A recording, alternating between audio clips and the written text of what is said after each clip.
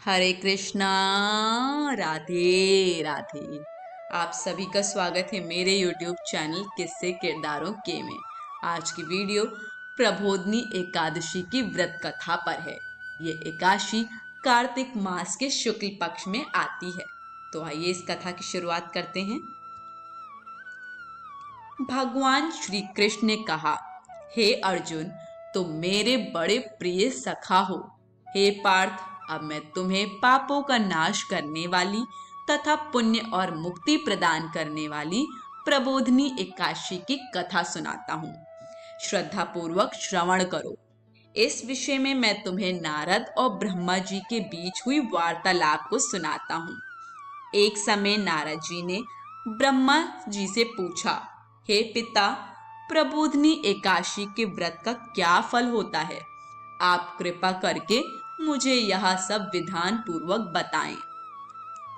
शुक्ल ब्रह्मा जी ने कहा, हे पुत्र, कार्तिक माह के पक्ष की प्रबोधनी एकादशी के व्रत का फल 1 सहस्त्र अश्वमेध तथा 100 राजसूय यज्ञ के फल के बराबर होता है। नारद जी ने कहा, हे पिता, एक संध्या को भोजन करने से, रात्रि में भोजन करने तथा पूरे दिन उपवास करने से क्या क्या फल मिलता है? कृपा कर सविस्तार समझाइए। ब्रह्मा जी ने कहा, हे नारद, एक संध्या को भोजन करने से 2 जन्म के तथा पूरे दिन उपवास करने से 7 जन्म के सभी पाप नष्ट हो जाते हैं।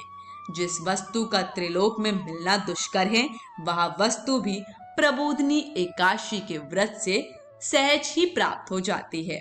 प्रबोधनी एकादशी के व्रत के प्रभाव से बड़ा पाप भी क्षण मात्र में ही नष्ट हो जाता है। पूर्व जन्म के किए हुए अनेक बुरे कर्मों को प्रबोधनी एकादशी का व्रत क्षण भर में नष्ट कर देता है। जो मनुष्य अपने स्वभावानुसार प्रबोधनी एकादशी का विधान पूर्वक व्रत करते हैं, उन्हें पूर्ण फल प्राप्त होता है। हे पुत्र, जो मनुष्य श्रद्धा पूर्वक इस दिन किंचित मात्र पुण्य करते हैं, उनका वह पुण्य पर्वत के समान अटल हो जाता है। जो मनुष्य अपने हृदय के अंदर ही ऐसा ध्यान करते हैं कि प्रबोधनी एकादशी का व्रत करूंगा, उनके 100 जन्म के पाप नष्ट हो जाते हैं। जो मनुष्य प्रबोधनी एकादशी को रात्रि जागरण करते हैं, उनकी बीती हुई तथा आने वाली 10 पीढ़ियां विष्णु लोक में जाकर वास करती हैं और नरक में अनेक कष्टों को भोगते हुए उनके पितृ विष्णु लोक में जाकर सुख भोगते हैं। हे नारद, ब्रह्म हत्या आदि विकट पाप भी प्रबोधनी एकादशी के दिन रात्रि को जागरण करने से नष्ट हो जाते हैं। प्रबोधनी एकादशी को रात्रि को जागरण करने का फल अश्वमेध आदि यज्ञों के फल से भी ज्यादा होता है। सभी तीर्थों में जाने तथा गौ, स्वर्ण, भूमि आदि के दान का फल प्रबोधनी के रात्रि के जागरण के फल के बराबर होता है। हे पुत्र, इस संसार में उसी मनुष्य का जीवन सफल है जिसने प्रबोधनी एकादशी के व्रत द्वारा अपने कुल को पवित्र किया है। संसार में जितने भी तीर्थ हैं तथा जितने भी तीर्थों की आशा की जा सकती है, वह प्रबोधनी एकादशी का व्रत करने वाले के घर में रहते हैं। प्राणी को सभी कर्मों को त्यागते हुए भगवान श्री हरि की प्रसन्नता के लिए कार्तिक माह की प्रबोधनी एकादशी का व्रत अवश्य करना चाहिए। जो मनुष्य इस एकादशी व्रत को करता है, वह धनवान, योगी, तपस्वी तथा इंद्रियों को जीतने वाला होता है, क्योंकि एकादशी भगवान विष्णु की अत्यंत प्रिय है। इस व्रत के प्रभाव से मनुष्य जन्म मरण के चक्र से मुक्त हो जाता है। इस एकादशी व्रत के प्रभाव से कायिक, वाचिक और मानसिक तीनों प्रकार के पापों का शमन हो जाता है। इस एकादशी के दिन जो मनुष्य भगवान विष्णु की प्राप्ति के लिए दान, तप, होम, यज्ञ आदि करते हैं, उन्हें अनंत पुण्य की प्राप्ति होती है। प्रबोधनी एकादशी के दिन भगवान श्री हरि का पूजन करने से बाल, यौवन और वृद्धावस्था के सभी पाप नष्ट हो जाते हैं। इस एकादशी की रात्रि को जागरण करने का फल सूर्य ग्रहण के समय स्नान करने के फल से सहस्त्र गुना ज्यादा होता है। मनुष्य अपने जन्म से लेकर जो पुण्य करता है वह पुण्य प्रबोधनी एकादशी के व्रत के पुण्य के सामने व्यर्थ हैं। जो मनुष्य प्रबोधनी एकादशी का व्रत नहीं करता उसके सभी पुण्य व्यर्थ हो जाते हैं। इसलिए हे पुत्र, तुम्हें भी विधान पूर्वक भगवान विष्णु का पूजन करना चाहिए। जो मनुष्य कार्तिक माह में धर्म परायण होकर अन्य व्यक्तियों का अन्न नहीं खाते उन्हें चांद्रायण व्रत के फल की प्राप्ति होती है। कार्तिक माह में प्रभु दान आदि से उतने प्रसन्न नहीं होते जितने कि शास्त्रों की कथा सुनने से प्रसन्न होते हैं। कार्तिक माह में जो मनुष्य प्रभु की कथा को थोड़ा बहुत पढ़ते हैं या सुनते हैं उन्हें 100 गायों के दान के फल की प्राप्ति होती है। ब्रह्मा जी की बात सुनकर नारद जी बोले, हे पिता, अब आप एकादशी के व्रत का विधान कहिए और कैसा व्रत करने से किस पुण्य की प्राप्ति होती है, कृपा कर यह भी समझाइए। नारद की बात सुन ब्रह्मा जी बोले, हे पुत्र, इस एकादशी के दिन मनुष्य को ब्रह्म मुहूर्त में उठ जाना और स्नान आदि से निवृत्त होकर व्रत का संकल्प करना चाहिए। उस समय भगवान विष्णु से प्रार्थना करनी चाहिए कि हे प्रभु, आज मैं निराहार रहूंगा और दूसरे दिन भोजन करूंगा, इसलिए आप मेरी रक्षा करें। इस प्रकार प्रार्थना करके भगवान का पूजन करना चाहिए और व्रत प्रारंभ करना चाहिए। उस रात्रि को भगवान के समीप गायन, नृत्य, बाजे तथा कथा कीर्तन करते हुए रात्रि व्यतीत करनी चाहिए। प्रबोधनी एकादशी के दिन कृपणता को त्याग कर बहुत से पुष्प, अगर, धूप आदि से भगवान की आराधना करनी चाहिए। शंख के जल से भगवान को अर्घ्य देना चाहिए। इसका फल तीर्थ, दान आदि से करोड़ गुना अधिक होता है। जो मनुष्य अगस्त्य पुष्प से भगवान का पूजन करते हैं उनके सामने इंद्र भी हाथ जोड़ता है। कार्तिक माह में जो बिल्व पत्र से भगवान का पूजन करते हैं उन्हें अंत में मुक्ति मिलती है।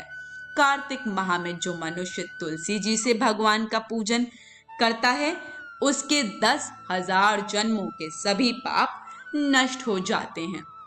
जो मनुष्य इस माह में श्री तुलसी जी के दर्शन करते हैं या स्पर्श करते हैं या ध्यान करते हैं या कीर्तन करते हैं या रोपण करते हैं अथवा सेवा करते हैं, वे 1000 कोटि युग तक भगवान विष्णु के लोक में वास करते हैं। जो मनुष्य तुलसी का पौधा लगाते हैं उनके कुल में जो पैदा होते हैं वे प्रलय के अंत तक विष्णु लोक में रहते हैं। जो मनुष्य भगवान का कदम्ब पुष्प से पूजन करते हैं वह यमराज के कष्टों को नहीं पाते। सभी कामनाओं को पूरा करने वाले भगवान विष्णु कदम्ब पुष्प को देखकर अत्यंत प्रसन्न होते हैं। यदि उनका कदम्ब पुष्प से पूजन किया जाए तो इससे उत्तम बात और कोई नहीं है। जो गुलाब के पुष्प से भगवान का पूजन करते हैं उन्हें निश्चित ही मुक्ति प्राप्त होती है।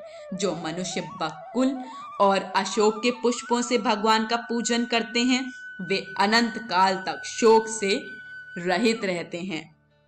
जो मनुष्य भगवान विष्णु का सफेद और लाल कनेर के फूलों से पूजन करते हैं उन पर भगवान अत्यंत प्रसन्न होते हैं। जो मनुष्य भगवान श्री हरि का दूर्वा दल से पूजन करते हैं वे पूजा के फल से 100 गुना ज्यादा फल पाते हैं। जो भगवान का शमी पत्र से पूजन करते हैं वे भयानक यमराज के मार्ग को सुगमता से पार कर जाते हैं। जो मनुष्य चंपक पुष्प से भगवान विष्णु का पूजन करते हैं वे जीवन मृत्यु के चक्र से मुक्त हो जाते हैं। जो मनुष्य स्वर्ण का बना हुआ केतकी पुष्प भगवान को अर्पित करते हैं उनके करोड़ों जन्म के पाप नष्ट हो जाते हैं। जो मनुष्य पीले और रक्त वर्ण कमल के सुगंधित पुष्पों से भगवान का पूजन करते हैं उन्हें श्वेत दीप में स्थान मिलता है। इस प्रकार रात्रि में भगवान का पूजन करके प्रातःकाल शुद्ध जल की नदी में स्नान करना चाहिए। स्नान करने के उपरांत भगवान की स्तुति करते हुए घर आकर भगवान का पूजन करना चाहिए। इसके बाद ब्राह्मणों को भोजन कराना चाहिए और दक्षिणा देकर आदर सहित उन्हें प्रसन्नता पूर्वक विदा करना चाहिए। इसके बाद गुरु की पूजा करनी चाहिए और ब्राह्मणों को दक्षिणा देकर नियम को छोड़ना चाहिए। जो मनुष्य रात्रि स्नान करते हैं उन्हें दही और शहद दान करना चाहिए। जो मनुष्य फल की आशा करते हैं उन्हें फल दान करना चाहिए। तेल की जगह घी और घी की जगह दूध, अन्नों में चावल दान करना चाहिए। जो मनुष्य इस व्रत में भूमि पर शयन करते हैं उन्हें सब वस्तुओं सहित शय्या दान करनी चाहिए। जो मौन धारण करते हैं उन्हें स्वर्ण सहित तिल दान करना चाहिए। जो मनुष्य कार्तिक माह में खड़ाऊं धारण नहीं करते उन्हें खड़ाऊं दान करने चाहिए। जो इस माह में नमक त्यागते हैं उन्हें शक्कर दान करनी चाहिए। जो मनुष्य नित्य प्रति देव मंदिरों में दीपक जलाते हैं उन्हें स्वर्ण या तांबे के दीपक को घी तथा बत्ती सहित दान करना चाहिए।